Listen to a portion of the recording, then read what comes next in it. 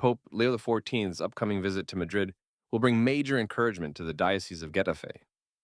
During a massive youth and family gathering at Santiago Bernabeu Stadium on June 8th, the Holy Father will bless the cornerstones of three new parish churches under construction in Alcorcon, Mostoles, and Valdemoro.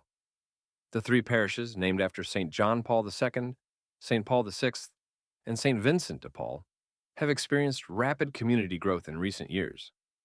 The infrastructure need is particularly urgent in Valdemoro, where nearly 1,000 worshippers currently attend Sunday Masses inside a temporary space designed for only 160 people. For local parishioners who have spent years fundraising and praying for these projects, the papal blessing represents a powerful milestone. Church officials emphasize that the act symbolizes building the local community upon Christ as the true cornerstone of faith while expanding the Church's mission to gather believers around the sacraments.